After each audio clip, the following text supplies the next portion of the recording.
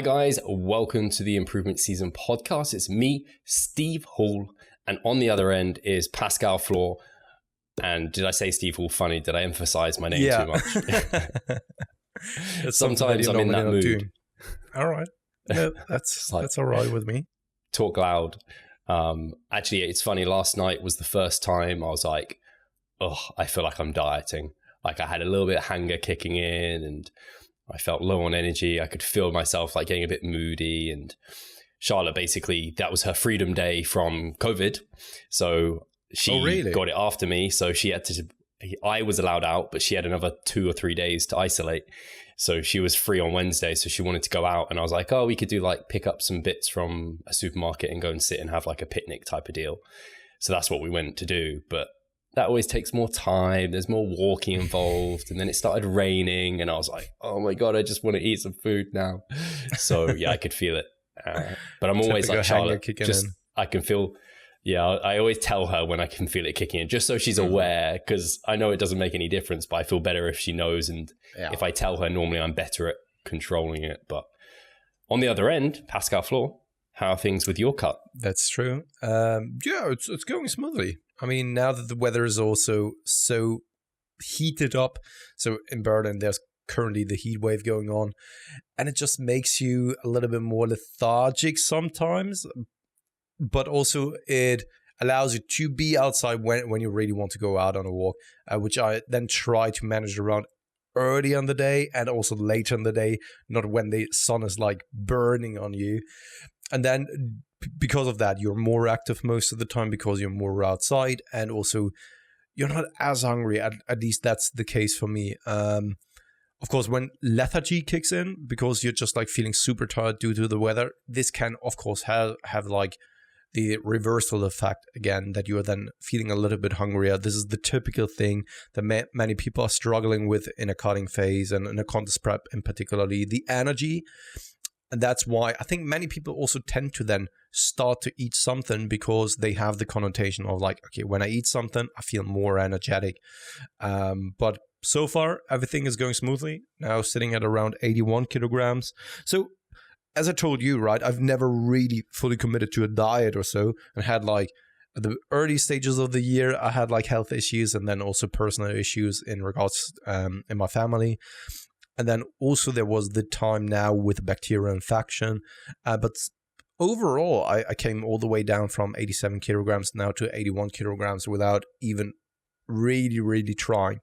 And this was the most legs cut I've ever done so far. And I know that I can lose weight so much more quicker. And then you can be over with it also much quicker as well. But there wasn't any need to for me. So yeah, overall, sweating a lot, but overall okay. It's good. Yeah, it's good to know. I think it's important for people to realize, because I think a lot of our listeners, and it's definitely the way I am driven, and you are and have been and would normally be, to kind of go for like the fastest results possible at all times, at all costs. And normally you can probably do that. I can do that. But sometimes it's unachievable. And that's okay. And we can still see more sustainable, I guess, in that situation kind of progress. Whereas if you were trying to go at kind of optimal on paper progress, you'd see no progress. You might you might stall it. That's why like things like mini cuts and stuff aren't appropriate for everyone, because they can't do that. They can't commit to that. Yeah. And that's okay. Like it might take a little bit more time, but I mean, that's not a problem if you have no kind of time limits, which at the moment you don't have anything that's like, you're not competing this season, so it's not like you have some reason to be somewhere at a certain time.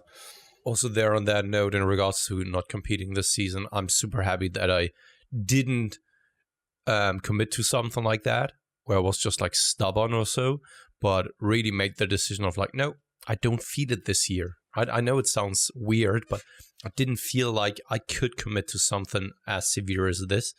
And it was kind of the first time ever where my stubbornness didn't take hold of me, or the best of me, but I actually just rationally said, no, I'm not in a good place for that.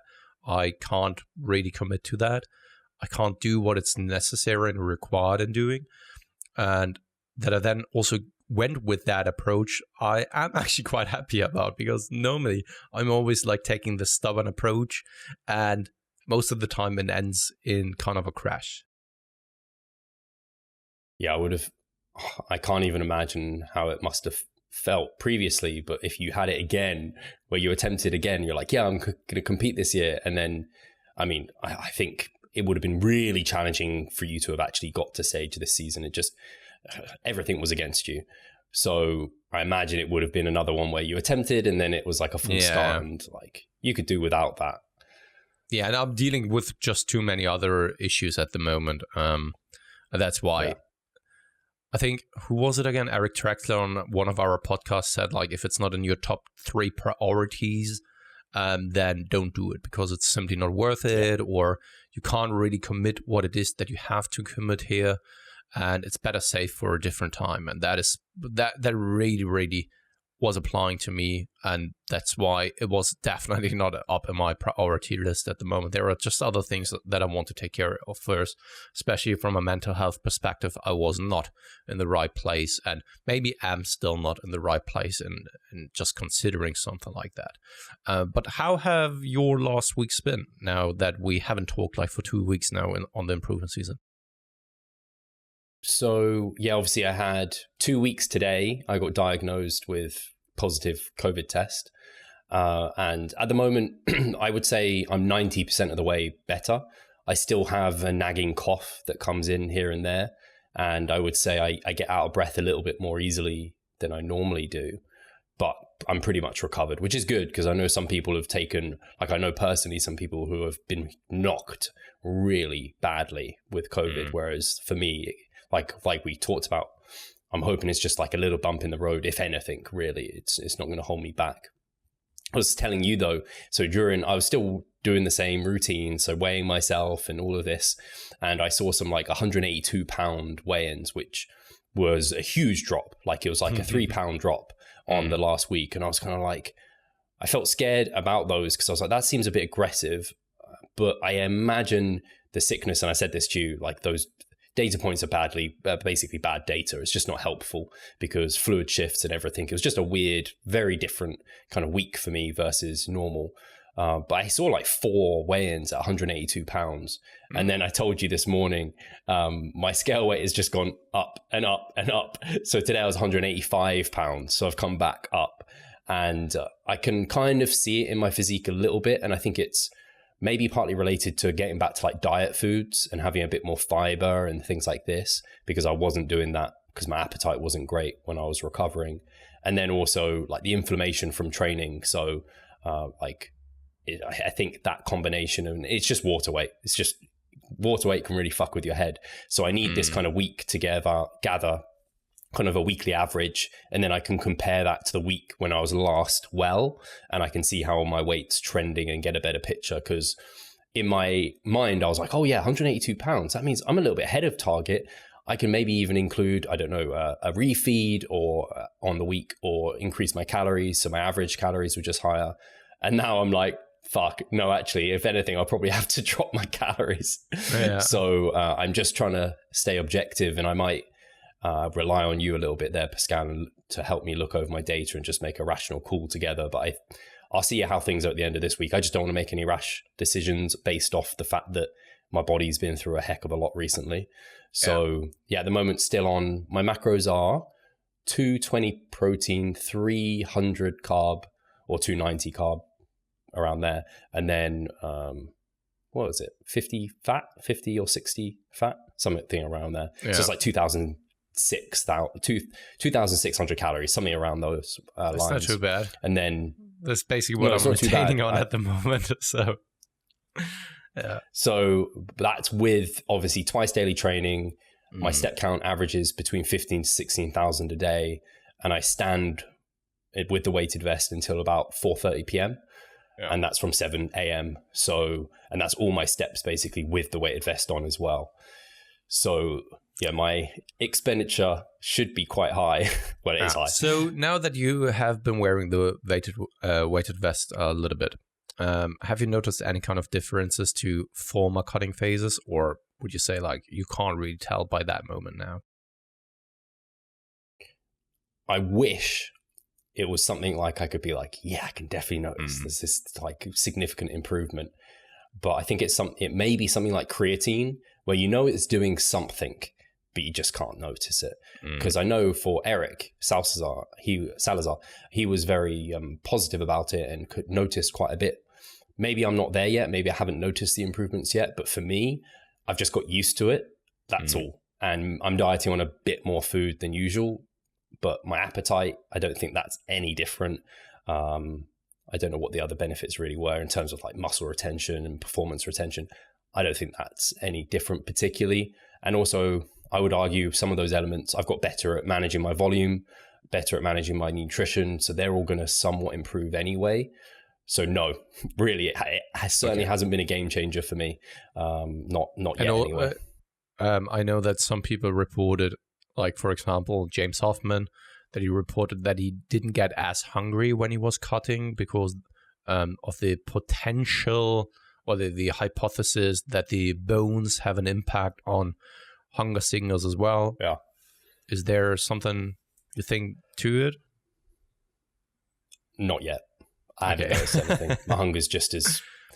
I haven't been like really hungry, but I've only actually been dieting for, at the end of this week, 5 weeks, like officially 5 weeks. Not very long, but I have hunger.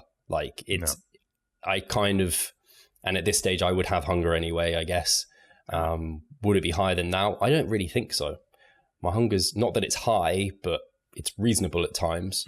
So at the moment, no, but maybe when I get leaner, and that's where hunger really starts to pick up and I notice it more because I'm actually truly hungry, maybe it will improve at those points. But yeah, I can't. Are you planning? So I do kind of know osteocytes. Yeah, I do know that in the past you once had the appetite suppressant by, what was it, De Novo? Yes, De Novo Nutrition. Suppress. Do you still have it? Are you planning on actually giving it a try this time around? So I ended up giving Elias like the whole thing. Oh, so really?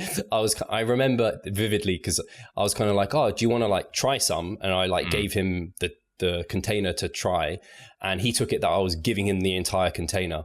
Oh. So at the time he just took the whole container. And so I was like, I meant like take like 4 or something, but he ended up taking the whole thing. So that's hilarious. And I was like, oh man, I don't need it at the moment. He can have that. It's totally cool. I have no problem. So I think I have a smaller container somewhere, but I actually can't locate it. But I did buy recently 5-HTP, which is one of the main components in Suppress that helps suppress your appetite. I haven't used it yet. I don't want to use that until I'm deeper and I'm truly maybe struggling with hunger. I've only used it if, like there was once when I went out to Wagamama with my best friend and his girlfriend for a double date with Charlotte. And I was like, that meal is not going to fill me up as well as normal. So I'm going to take some Suppress before it to try and kind of abate that hunger, which it seems to do something. The evidence on kind of its ability to do that is pretty good. Suppress contains also like some sort of pepper and some fiber as well. So, yeah. Well, do you know the mechanism behind 5-HTP in that regard? Because I've never really looked into it for appetite suppressants. Off the top of my head, I can't. I don't know if even the infographic, because I did an infographic on it about 5-HT and appetite suppressant, but I can't remember if I went... No, I called you out here. No, that's all right. I always find it fascinating how people can remember like all the details about every piece of work they've done. I'm like, I can't remember this stuff. Like I did it at the time, and now it's like going to school and I can't remember any of the like the work I did for the exams. But the infographic may have gone into the mechanisms. I can't remember it going into the mechanisms though. I may have just referenced papers in terms of where it has helped abate appetite. People have eaten less when taking 5-HTP. I don't remember the papers going into the mechanisms. It'd be interesting to hear what actually that's working on. That's all right. Yeah. Sometimes I wonder with those kind of things, when it comes to the studies as well, how much of it is then also just a placebo effect. Most of it, I don't know the studies that you looked at. I would very much assume that they had like controlled trials where one participant or a group of participants just consumed like a placebo. The others did consume like 5-HTP, and they saw a significant difference in the groups, I would assume. Yeah, there were controls. Yeah. There aren't tons of studies though. It's like a lot of supplements. They're kind of like I talked to Chris Barakat, and he was taking what's it called? HMB, which I did in 2017. But there's no studies on like bodybuilders eating high protein diets and training hard, taking HMB and seeing less muscle loss. But it's like with you might just gamble on it. Yeah. I think it's like with every supplement, like we're talking about nutritional supplements and not like anabolic steroids. If you're expecting to experience a significant difference, don't expect that, or don't expect that in general from a supplement, right? If you don't feel it, it's like you said, same goes with creatine. That doesn't mean that it's not doing its thing, but it's a supplement. If you really want to have noticeable changes or something that you really feel, you will probably have to take anabolic steroids. Or you can take beta-alanine and you can feel it, but it's not going to be doing much. Absolutely.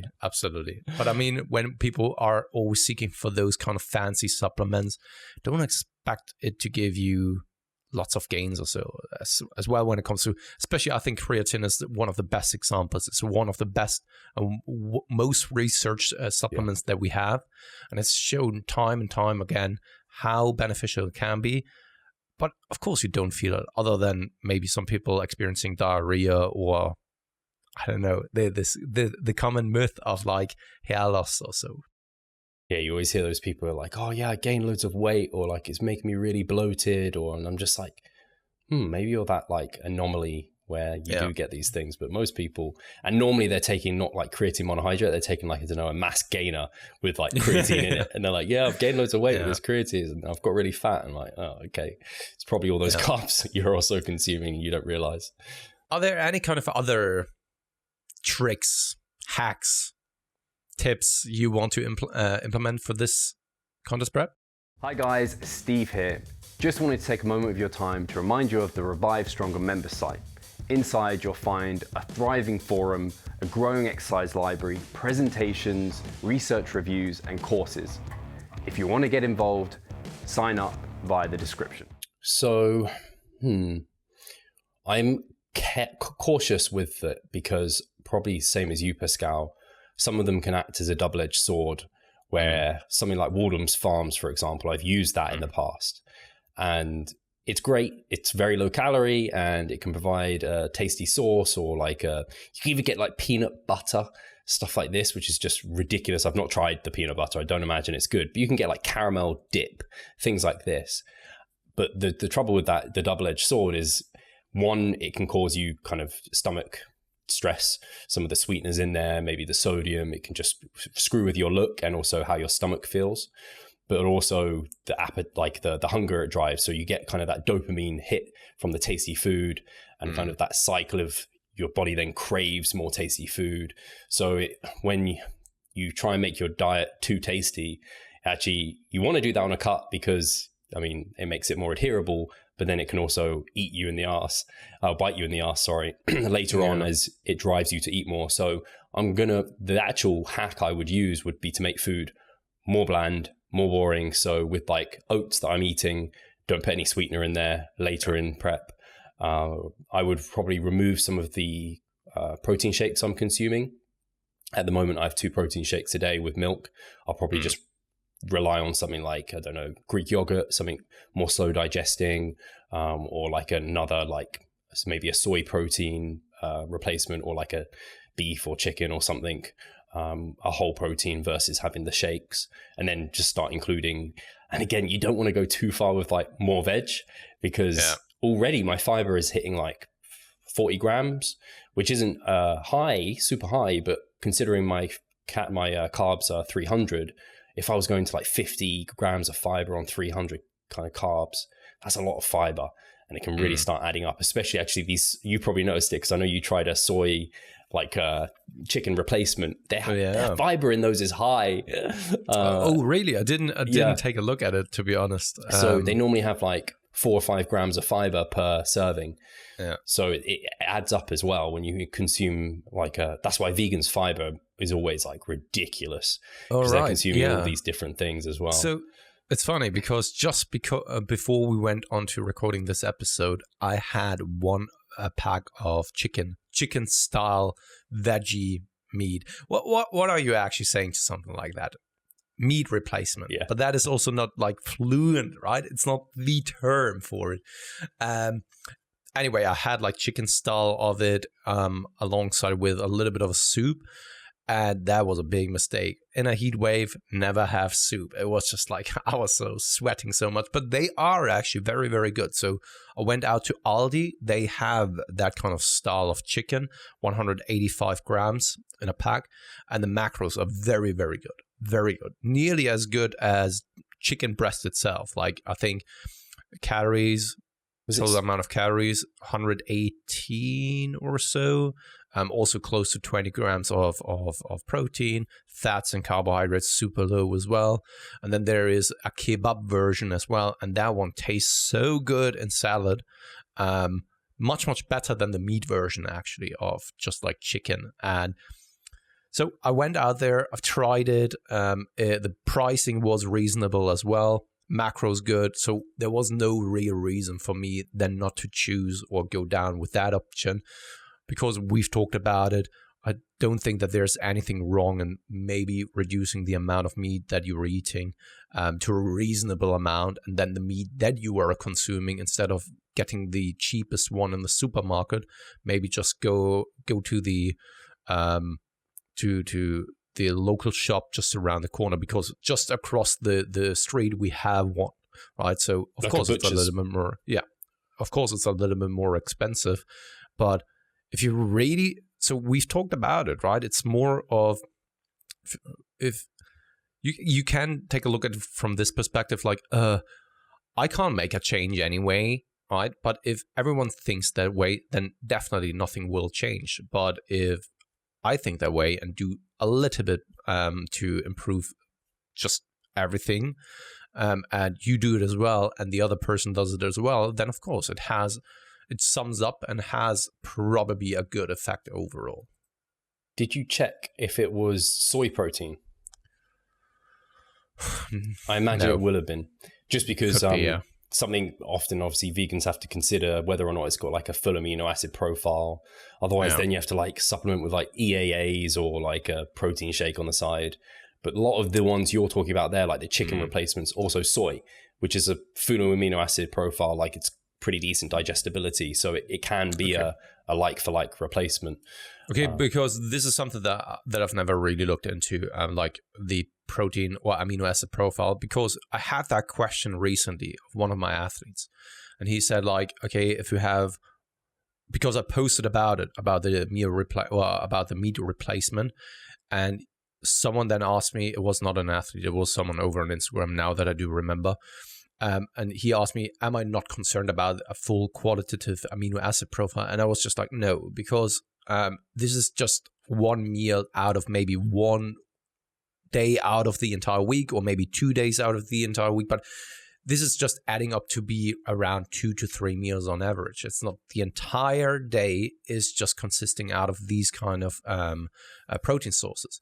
And I'm also not worried about it that much, because the rest of my protein sources isn't coming from pasta or so, but it's coming from high quality protein sources. So I'm not worried whatsoever about it. And I'm not really then thinking like, should I look closer into taking or supplementing now a little bit more with leucine or so?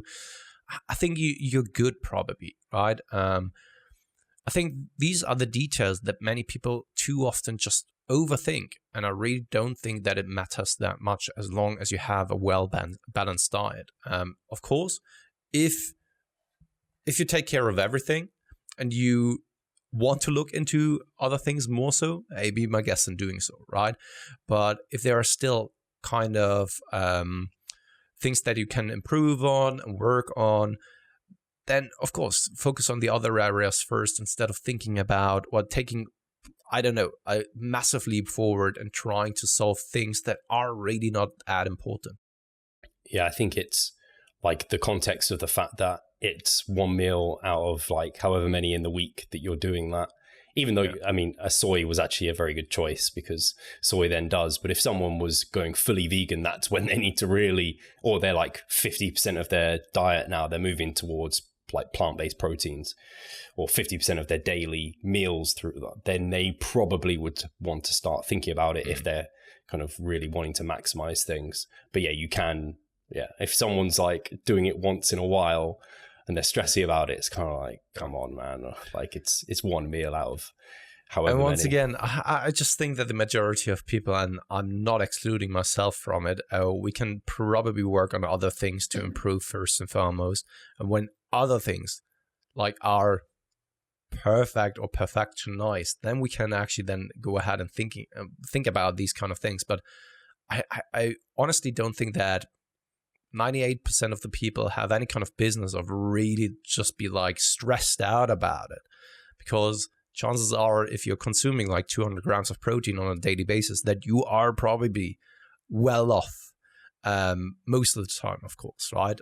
So, and then this is probably, if other things aren't absolutely perfect, this is probably not the reason why you are not seeing the progress that you would like to. Chances are that other things are the culprit, such as maybe training intensity, such as volume, the program in it for itself, fatigue management, right? Overall nutritional adherence, the food choices itself when it comes to minerals, vitamins, all that kind of stuff, right? Instead of then afterwards complaining about like, I had 6 grams too little of leucine intake. Will that really make that much of a difference if you're already consuming like close to 200 grams of protein? I don't think so. I think that other things would probably be much more important than things like these. And I don't know if you've seen, Mike has debated vegan gains. I've seen it, but I haven't listened to it yet. I haven't listened either. I want to hear it. I'm very interested to hear what Mike's ethical arguments are. So was it just an ethical debate, or do you know that? The first half an hour apparently is discussing like the implications for bodybuilding, and apparently they agree on like all of that. But then the next like hour and 20 minutes is based around ethics, and I think they go pretty into one another. I haven't really listened to Vegan Gains much, but I guess, or what I've seen of him or heard about him, he's a smart guy. So I imagine it was, and obviously Mike is like very good at debating. So I'm interested. I just wonder in that regard, right? And no discredit to Mike. He's a super smart guy. And I could even imagine that if Vegan Gains reached out to him and said like, I want to debate you with everything around veganism when it comes to bodybuilding, ethical views, that Mike then also sat down and did a little bit of digging and let's call it research, right? So looking up things over on Google. However, I don't know whether Mike has a fundamental knowledge around veganism that he would be the right one to debate someone about that topic. It's just, you know where I'm coming from. I think that there are probably other people who can be better in this debate. But I also know that, of course, Mike has a name, has a reputation, and he has probably an opinion. But if that is the best opinion when it comes to that particular topic itself, I would also not invite Mike to talk about, I don't know, economics, even though that he is a big fan of someone like Tom Sowell. I don't think that he has the expertise in that field. You know what I mean? Yeah, I think it's difficult because I'm always interested in a lot of the experts within veganism are vegans, probably for good reason, but they then inherently have like a bias towards veganism. So I'm always like, I wish I had someone who was like evidence-based, who had a really good full understanding of veganism. And if I'm thinking in our industry, at least, it would probably be someone like Eric Helms, because I know he is like, he has like quite a plant-based diet. He has really, I think from what I know, he's looked into it quite a lot, and he has tapered his intake of meat. Yeah, and I think that he even did a presentation, if not a couple of times already, over on Mars as well, about plant-based diets. Yeah, so once again, I don't want to discredit Mike. I haven't listened to that. I don't know his knowledge around veganism. It could be that he is the expert, but never really talked about it, just because he has a massive interest in that.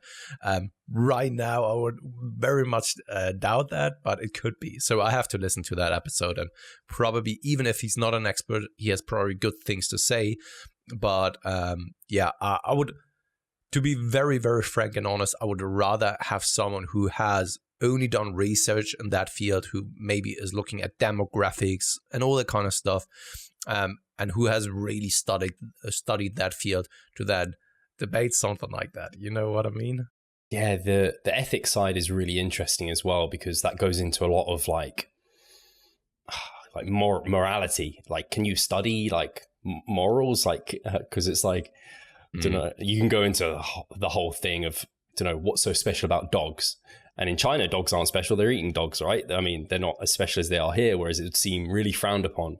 So it goes into like a whole area of discussion where I don't even think there are right answers. It's just kind of opinions. So it's... What I would like to know, though, and that is also where I'm mostly coming from in just questioning why Mike was on the podcast. Because I have the feeling that there are people who are then quoting studies and saying like, oh, there's so much research saying that veganism or being a vegetarian doesn't really have a more positive footprint, carbon footprint, and is actually even more harmful. And then there are other people who are vegans, who are vegetarians, who say the absolute, who are bringing contradictory statements as well, and bring up studies who show the counter side to it. And I'm just like, I'm in the middle. And once again, I have no idea. And I am like this, where I don't know who to believe. And to be honest, I don't have the time, and I don't want to sit down to read through all of the studies that already have come out. And then you're just like, you want an expert in between in between those two camps, and you don't know who to believe, because in each and every single comment section, you see those debates when people are talking about veganism, vegetarians, that, like, I do remember that Menno Hanselman has been on our podcast and talked about it a little bit as well. And then people in the comment section said, like, no, he was wrong about the statement that it is less harmful also. And I'm just like, I don't know who to believe, right? Yeah. So this is also where I'm coming from with Menno is a very smart guy as well, which I highly respect, who I highly respect. And Mike is no different. And you see where I'm coming from? These are kind of, in my opinion, fitness expert. So, yeah.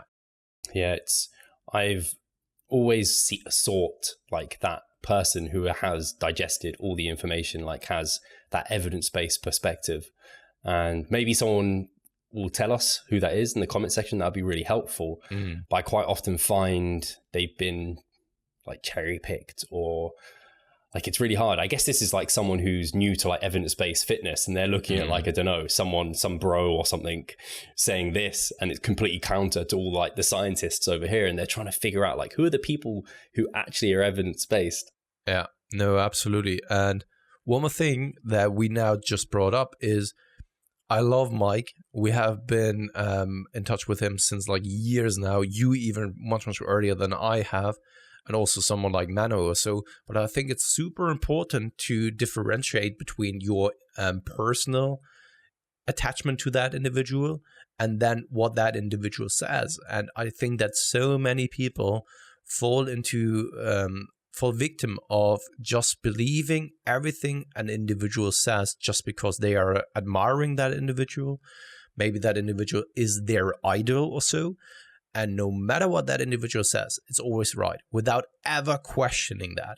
Right? And I think it's super important to differentiate between those things, like your own personal stance towards that person, right? And then the things that that individual is saying. And it's the same when it comes to, I don't know, your mom at home. She has probably a couple of viewpoints that you don't really agree with, And that is totally all right. That doesn't mean that you love your mom less or so, right? But I think many people are falling into that kind of mindset and also trap of just like putting that person on a pedestal, and no matter what it is that they are saying, it's always right. And then they are actually the ones protecting that person from other commenters or so, right? And I think that can be a dangerous thing to do, because that causes some cults to build and some tribalism to occur. Yeah, that's basically making that person your guru. And most we said Eric, Menno, Mike, any of those lot, they'd all be that. Like, they don't want you to just believe everything they say. They don't want you to just trust everything they say. And unfortunately, I think it's just human nature. We want like easy answers. So it's like, oh, if I just follow everything this one person says, they're always right. That makes my life easier. But that just turns off the brain from thinking. It's kind of thinking you can have like a perfect formula for like a peak week. Oh yeah, just do this like with your water, with your sodium, with your carbs. It will work for every single person in every single scenario. Fuck no, it's not going to work. It will make life easier, but switching off your brain is never the answer. So I completely agree. You want to avoid making these people like a martyr or a guru, because that forms dogmatism in camps and not thinking, which is never good. Should we go over the questions? Yeah. So we have some questions from the member site. So I'm going to cover off the first one here from Brett. So Brett has asked, when looking for a coach to do a contest prep, what are some questions that I should have prepared when meeting with that coach to see if they are the right fit? My coach for my last contest prep is no longer in the industry. I'm looking to find a coach for my full 2022 prep. Any insights on what to look for / ask are greatly appreciated. First and foremost, you're asking that question over on the member side for us, and we are coaches for competitors as well. So, Brad, just like, I feel offended now. No, in all honesty, what to look for and what kind of questions to ask. I think it's a very, very tough one, even though I've done a lot of consultations already with people. Sitting on the other end is... Because, so when it comes to us and our coaching, let's put it that way. What it is that we want people to do is first to get to know what we stand for and who it is that we are. And you can find a lot about us. So just by listening to these podcast episodes, checking out the podcast in general, you can already get a good understanding of what it is that we are doing, what it is that we stand for, our methodologies. You get somewhat of an insight as well. Then you can check out our Instagram accounts. You can even chat with us over there a little bit so that you can interact with us and see whether we are on the same wavelength and get along just fine already, right? Because chances are, if you like your coach and he likes you in return as well, then the relationship that you guys are building is already probably much more worth than if it's just like, I don't know, a robotic relationship where it's like, here are the macros for the next week, see you, right? This to me is not coaching. So for me personally, things that would be more important to me is, how do I get along with that coach? I know it sounds weird, but you are supposed to feel comfortable in his environment. You should also feel comfortable in telling him things honestly and just be absolutely transparent. And this is, of course, only possible if you somewhat have a connection with another. And I don't know if any kind of particular question it needs to be asked for that. I think just sitting down and see how the communication is going is way more important than asking specific questions. And that is just my opinion, because you should imagine it to be like this. You're sitting down, you're meeting someone for the first time. Let's say it's a blind date. If it's more like, so, what have you been up to? And what is it that you're doing as an occupation? If it's a communication like this, then probably you will never get to the point where you can openly talk and discuss things. But when you sit down and it feels like that you know that individual already since ages, probably chances are that things are so much smoother. You feel way more confident in his environment or her environment, and you can open up about things that bother you, things that happen on a daily basis. You are not hesitant in reaching out to that individual. So, no, in my opinion, no particular questions need to be asked, but the connection needs to be there in order for having a successful prep. And I know that is not the absolute requirement, but this is just from the way what I want to have for a relationship with my athletes. That doesn't mean that every other coach needs to be and work the same way to have a successful outcome, though. Yeah, I think that's very well said, because I think about what are our kind of prerequisites for people before they come and have a consultation with us. And that's to know us almost inside out. You've listened to the podcast, you've followed us on Instagram, you've maybe interacted with us a little bit, you've seen how we program with clients, you've maybe watched some testimonials, you get a gist of, okay, this is how they program training and nutrition generally. The coach during a consultation should probably go into that and talk about your background anyway, so you get an understanding of, are we on the same page here? Is our training and nutrition methodology similar? And like you said, have we got good rapport? Do we get on during this period of time? Are they good at actually answering my questions just generally on social media and things? Do they come across as open-minded and kind of able to communicate effectively? So I'd be doing a lot of research before the consultation that answers a load of questions that you shouldn't need to then ask in the consultation. Yeah. The consult itself should just be you getting to know them getting to know you, and seeing if you gel really well. And obviously questions like, if you don't already know how much they charge, what the check-in process looks like general ones like that. That's important to have an understanding, because the worst is if you sign up with a coach and you think you're getting something, but actually you're getting another thing. So in that consultation, again, it should come down to them though. You shouldn't need to go and ask oh, what's the check-in process like? What do you charge? These are things that the coach is going to explain to you. So I don't think you need to go to, and I haven't had it with hardly ever with consultations, you're probably the same, Pascal. Someone hasn't got a list of questions that they're okay, I'm going to ask this. It's normally just, they've already done that background research. They filled out the application form. It's me asking them questions, because I need to get to know them, because they quite often already know kind of what I'm about already in terms of programming and things like this and philosophy. And then it's just making sure they understand this is what it costs. This is the minimum sign up period. This is what I expect from you check-in wise. This is what you can expect from me.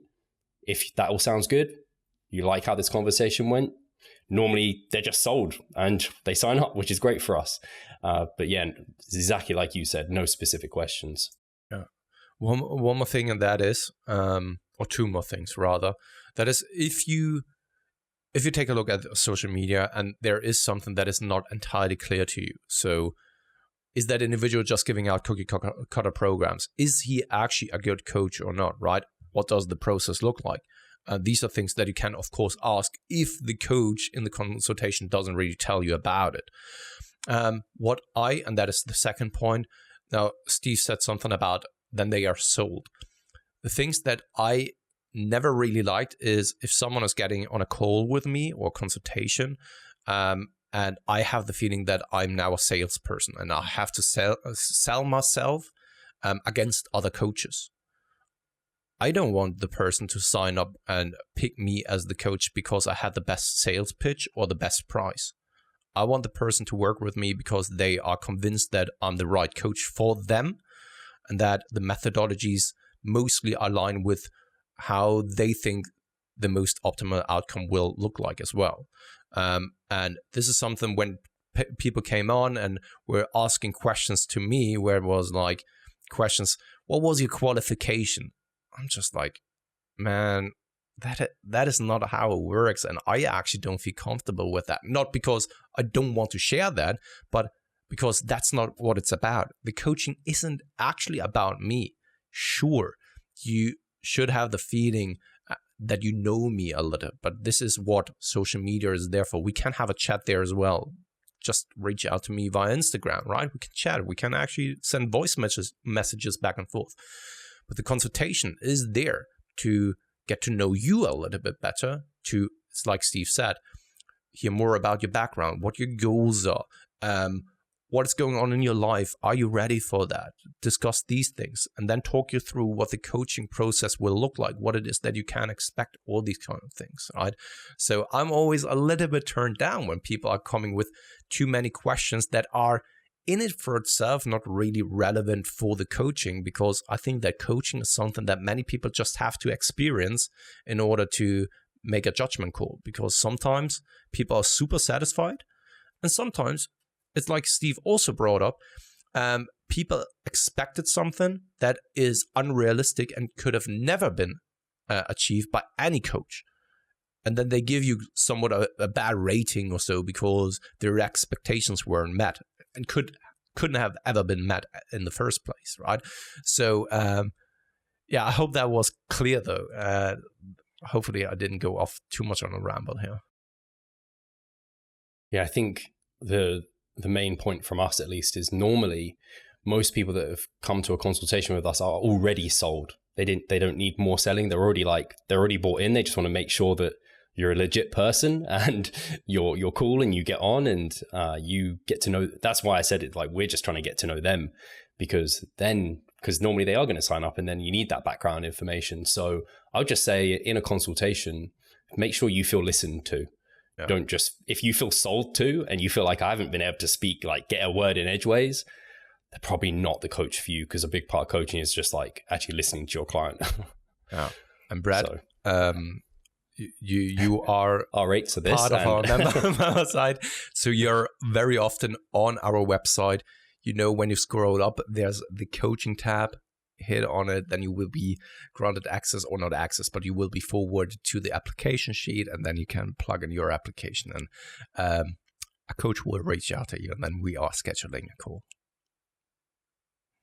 Hey, Pascal here. I just quickly wanted to remind you of our online coaching service. At Revive Stronger, we put a huge emphasis on the personal aspect of our coaching. And if you want to take your physique and knowledge to the next level, hit the link in the description below. Brett, I'd be excited actually if he was on the team, because he is. That's true. Very, very good physique. Yep, that's men's true. Physique competitor. Yeah. So next question. Yeah. Is from Klaas, and he has asked, I'm struggling to feel my back work on horizontal row machines. Bent over rows are a great exercise for me, and I feel them pretty good and they work great. But for some reason, with a lot of different machines, it just doesn't seem to work. I've tried pauses, D handles, elbows higher, lower, out and in. Could you guys elaborate on how to approach this while in the session itself, or weeks on end? How to tweak a grip, the technique, and determine what gets me going in the right direction. Thanks in advance. Do you want to start things off now, so that I'm not just talking the entire time and people are complaining again? You would have to do it on a question where I'm like, I'm like, it already sounds like, to be honest, Klaus, you're doing a lot of the right things, because you are trying, like, machines are built for, I don't know who they have in mind, these manufacturers. Sometimes they have some kind of really weird proportioned person and not a lifter quite often. So you kind of have to build a machine around you almost, and don't feel bad to tweak a machine or do it slightly differently to how the manufacturer has suggested to do it or how you see other people perform it. So obviously you've already manipulated a lot of things, like trying D handles. That's going like quite far in terms of like making things more comfortable on your wrists and potentially elbows. You've already tried a bunch of different elbow positions, higher, lower, in, out, pauses. And so it sounds like you've done a lot of what you should be doing in terms of trying to make the back machine work for you. And it might just be something that doesn't work for you. It just might not feel great. For example, I know Mike Israel, for example, says leg extensions for him, he just doesn't really get much from them. Majority of people I work with really like leg extensions. And for me, I get quite a bit from leg extensions. Me too. It just doesn't feel great for him. So you might be the same with this back machine. It just might not be built for you, your body right now. You might come back to it like after you've worked with other machines or other back movements, and it might feel amazing, but don't feel like you have to include a certain machine or a certain exercise, because you can still hit your back with dumbbells, with barbells, potentially with like lat pull down machines, cables, things like this that might work versus this one particular machine. It's just sometimes things just don't click for certain individuals, and that might be for you. But you've done the right thing in terms of experimenting and seeing if you change certain positions to try and improve that lift for you. I can't think, without seeing you perform it and seeing, I don't know, something's just obviously off, I can't think that you've done anything differently to how I would approach it with a client. And it might just be like, right, we tried this for a while. And that might be the other thing you haven't tried, sticking out with it for a while, because sometimes it takes a mesocycle to click. And then once you've done that, it clicks. But if you're trying all these different things every single week, the body's never got a chance to kind of learn it and adapt to it. Kind of like learning to cycle on a bike. If you learn to try and like ride a motorbike, then ride a car, and then a cycle like the next week, you're never going to learn any of them. They're all going to feel off. But if you give a bit of time towards using a pause for like a mesocycle, maybe it clicks by the end and now you've got it. So I'd just say that's the only thing in addition to what he said I might try. Yeah. I think your takes were very, very well put. And the other things that I could think of is, first and foremost, when you're saying like, okay, bent over rows feel great. I know they have a systemic cost to them. So you can't just do bend over rows the entire time. But maybe you can just bump up the volume coming from bend over rows a little bit, up to the point where you then can feel the back even better on other exercises, right? So it's kind of a transitionary period where you're then just having a bigger emphasis on doing the bend over rows. When you are also able to do the bend over rows, you can modify bend over rows slightly as well. So maybe doing something like flexion rows. It's not that far off from bend over rows, and maybe you can start off with that and build from there. Most of the time when it comes to those muscle groups that we don't really see in the mirror, so back musculature, glutes, hamstrings, it's much, much harder to connect to them or with them from a mind-muscle connection. That doesn't mean necessarily that you're not really working those muscle groups. However, it's of course nice to have a good connection to them so that you always know each and every single rep hits that targeted muscle group. So I know that you're looking for that feedback. And what it is that you didn't talk about is the weight that you're using and the velocity of lifting. So what it is that Steve was saying, we can't really make a true judgment of what it is that you should be doing because we haven't seen your form. But just to throw it out there, if you haven't really thought about it as of yet, is to revisit how much load it is that you're using for those back exercises. Because what I've found a lot of times is with RDLs, SLDLs, and all of the back movements is when you don't really feel it in the back, most of the time it's too heavy actually. Because then you're making use of a little bit too much momentum and you're making use of either the arms or when it comes to RDLs, so the lower back and stuff like that, right? So revisit of how much load it is that you're using, of whether you are maybe going too heavy, and pulling it back just a little bit helps you then engaging the musculature. Also, on that note, if you're then using too much load, most of the time we are lifting too quickly, using too much momentum, using a little bit swinging, all that kind of stuff. So also there, you want to ask yourself, am I maybe lifting too quickly? And because of that, I'm having a hard time really controlling the entire range of motion. So there you can also then reconsider of maybe dropping the velocity and taking things a little bit slower. You said something about pauses, which is the first step to it, but just something to bring up as well. These are things that have helped a lot of people, of especially just like pulling back on the load. And most of the time, when you want to actually lift a little bit slower, then that means that you have to reduce the load on the bar as well. All that being said, it could also just be that you haven't been lifting long enough. Because when it comes to musculature and engaging musculature and building that mind-muscle connection, it's probably mostly due to neurological skills and neurological pathways. Each and every single skill that we are learning, we are setting new neurological pathways. At first, it's of course a big struggle. So let's just bring up the best example that I'm always thinking about is learning an instrument. At first, take the guitar, you're trying to play the riff by White Stripes' Seven Nation Army. It's the easiest thing to do if you have played an instrument since a long period of time. You can do that blindfolded, even when you're just sleeping, you can play that riff. But when you start out, it's super complicated because those pathways need to first be built so that you're then able to do that skill, right? From a coordinary perspective. And that may also apply to something like the musculature, that I think that training age is probably also correlated with mind-muscle connection. Some people start off with a better mind-muscle connection, and some people have first to build those neurological pathways in order to really recruit a lot of musculature, and by that also muscle fibers, of course. And it takes just longer for that skill to be developed for some people. So that could also then overall be one of the reasons why you right now don't feel it, but that doesn't mean that you can't feel it in the future. Well said, I think. Particularly slowing down the eccentrics on these like pulling movements. See it all the time, especially on hip hinges more than necessarily back, but same with back. People just let go. And I will say this, at least, sometimes it feels slow, but it looks like quick. So it needs to feel really quite slow to look slow. Like I look back at some of my back training, and thankfully I have a good mind-muscle connection, so I do feel it. But I was like, oh, those look a bit quick. Like I didn't actually think it looked that quick. So especially on something like hack squats and leg presses.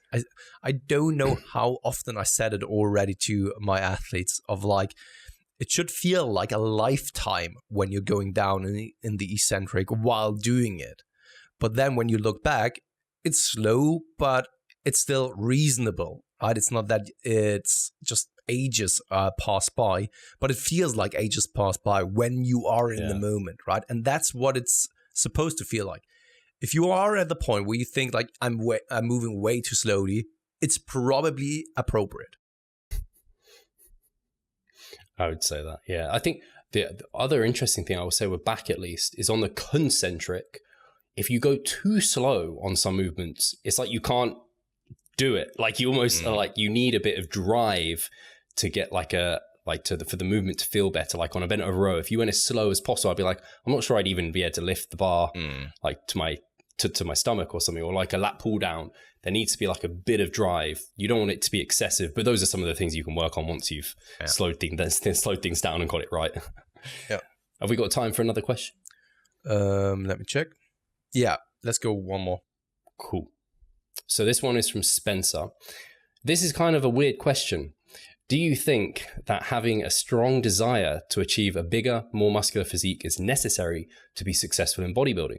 Or do you think there are individuals who achieve great results simply because they love the process of training, paying close attention to factors outside the gym, and tracking objective measures of progress, i.e. weight loss, gain, strength improvements? Asking because I definitely fall into the second category. To make it very quick, and this is just my opinion, I don't know all of the background from all of the individuals who are now into bodybuilding and all that kind of stuff. And we simply don't know how many people are just training because they like it and never compete. Because you don't hear about those individuals, right? And most of the time. Of course, there are certain freaks over on Instagram who may also never have competed as of yet. And then they show up on stage time and it's just like, holy shit, where did that individual come from, right? So surely there are people who look amazing just because they love lifting, right? And they've never really looked into like, oh, I need to be shredded and diced now, and now I need to reverse and gain up again. They just eat well and they lift, right? And then after like 5 to 10 years, they come across someone who's a serious lifter, and he's then giving them a little bit of guidance of like putting them in the right place and all that kind of stuff. For the most amount of people though, if you just want to lift and look better, I think you just should go ahead and don't really care about having an amazing, bigger or more muscular physique. Chances are that you already look much, much better than 90% of the people out there anyway, right? And is it what's the goal then? Like to be the biggest motherfucker on earth? For that, probably with the standards nowadays with bodybuilding, you would have to be very committed and dedicated in actually getting there. I would just assume that this is the case, or be just genetically best. either one of the two, or maybe both at the same time. Because when we just take a look at the caliber and the development over the past couple of years when it comes to bodybuilding, but especially like natural bodybuilding, enhanced bodybuilding has always been very, very impressive, to be honest, especially around the 90s when we think about the mass monsters. But natural bodybuilding has evolved substantially over the last 10 years or so, and the physique and what people are bringing now to stage is substantially different to what it was 10 years ago. And when you got your pro card like 10 years ago, chances are that you wouldn't get a pro card here nowadays anymore, right?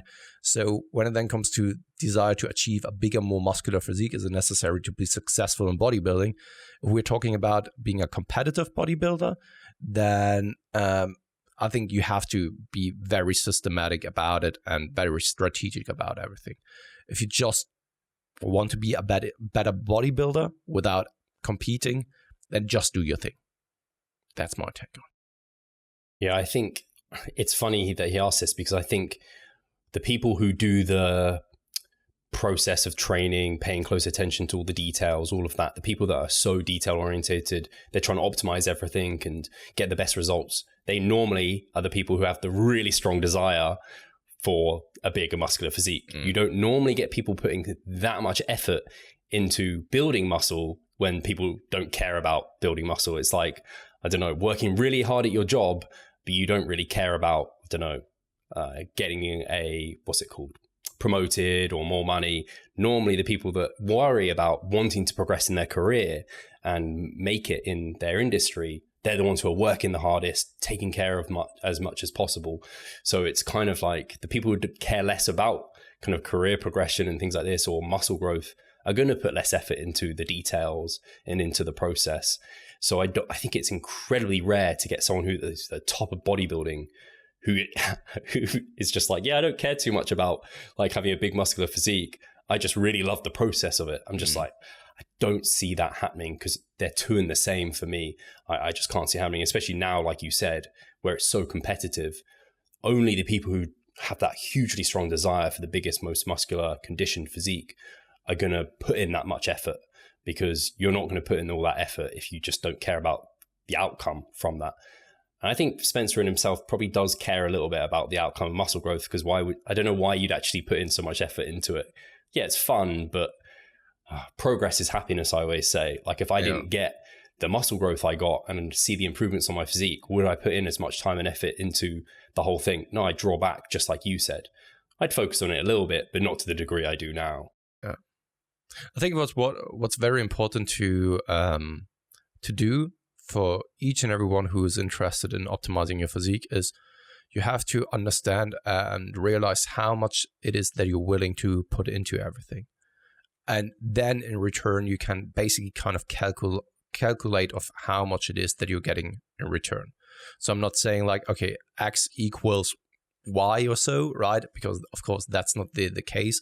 You can't really predict that. But the thing is that you're moving on a spectrum. The more effort and time you're committing to that, the more you will probably get out of it.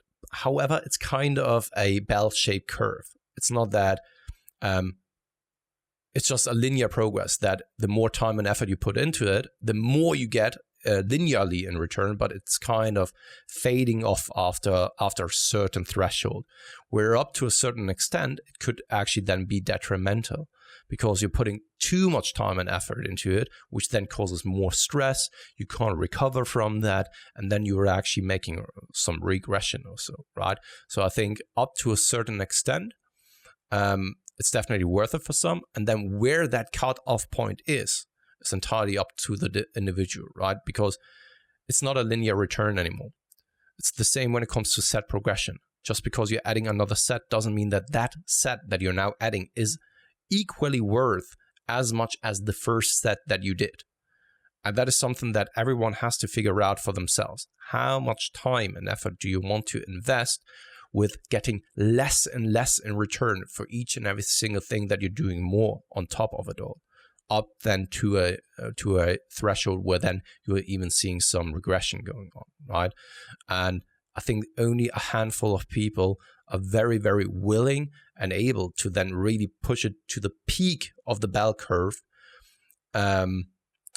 because they are the dedicated ones. They are maybe also the genetically blessed ones where the return and the reward is at its highest as well, where it's worth pushing it to the peak of the bell curve.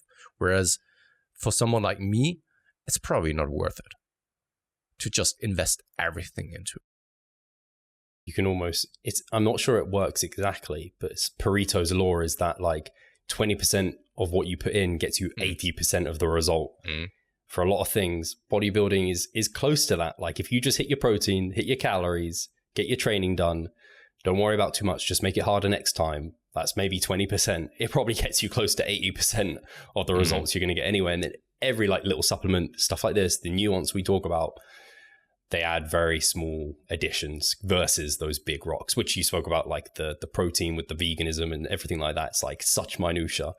But some of that we do enjoy as well. So yeah, well said, P. Cool. Then I would say let's give away a free membership once again over on the member site. Oh. Let me share my screen with you guys. Where is it? It's here, right? Oh no, it's just like here. Share the screen. You can see it, right? Yes. Yes, it is episode 199. So this is anniversary, Steve. Happy anniversary. It's episode 200 now. Today. Holy shit. Yeah. So heading over here. YouTube comments, 11. And we are going for Harry Small.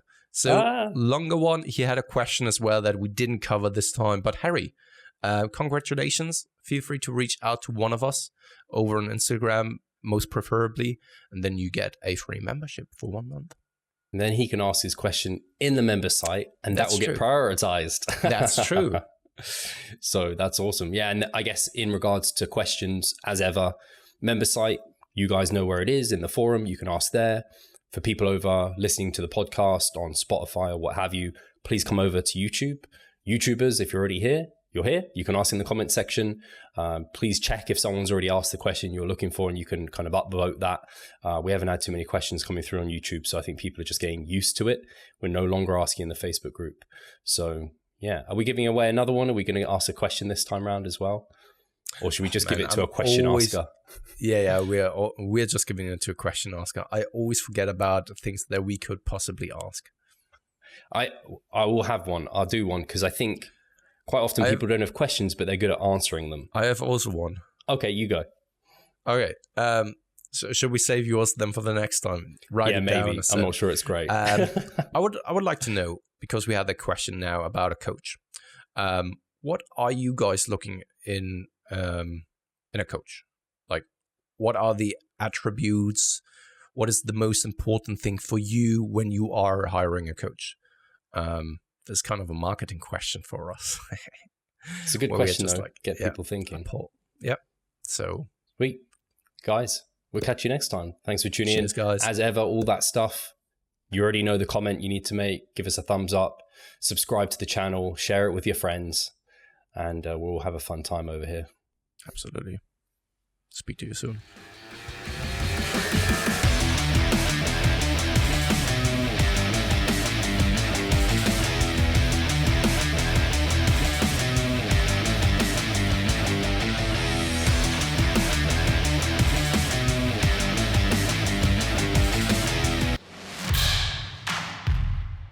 So I'm Steve Hall, founder of Revive Stronger and a coach of Revive Stronger. My name is Pascal Flor. I'm the co-owner of Revive Stronger and also a coach, of course.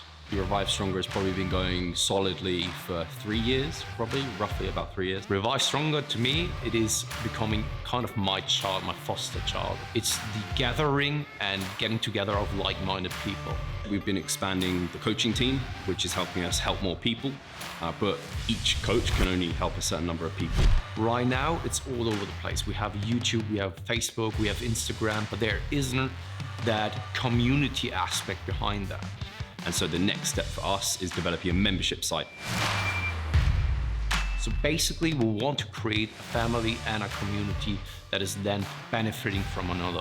A really cool community for people within our little niche is going to be a website. They will get early access to our podcast. You can access us, ask us questions. The community aspect, we have a forum there. You can ask questions, but also you can log your journey. There's also going to be courses on there. Courses, presentations on different topics.